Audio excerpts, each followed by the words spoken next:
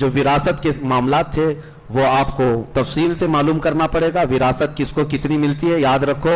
اگر کسی کا حق آپ نے ایک بالشت زمین کسی کی ہڑپ کر کے رکھ لیے, حضور پاک صلی اللہ علیہ وسلم فرماتے ہیں کل قیامت کے دن پوری زمین اٹھا کر اس کے گلے کا طوق بنا کر ڈالی جائے گی.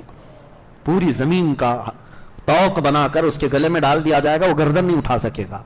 تو یہاں پر جو وراثت ہے جس کی ہے وہ فوری طور پر اس کی ادا کر دی جائے.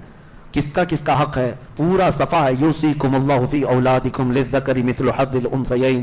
جب کسی کا انتقال ہو جائے, بیٹے ہوں بیٹیاں ہوں, تو بیٹوں کو 2 حصہ, بیٹی کو 1 حصہ. اس کے ماں باپ ہیں تو ان کو سدس ہے, 6واں حصہ ہے.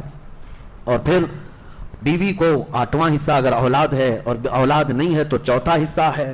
سب کے حصے اللہ تعالیٰ نے اس میں بیان فرمائے ہیں.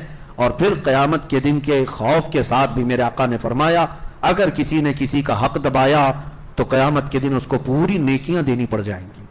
اور پھر اگر پھر بھی حق پورا نہیں ہوا تو جس کا حق تم نے کھایا تھا اس کے گناہ اٹھا کر تمہارے اوپر ڈال دیے جائیں گے. اس لیے بہنوں کا حق ہے, ماں باپ کا حق ہے, بچوں کا حق ہے, بھائیوں کا حق ہے. جس کا حق ہے شریعت کی روشنی میں اسے ادا کر دو.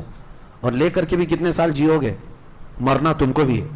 اسی لیے دنیاوی لالچ میں آ کر کے آخرت تباہ نہ کرو.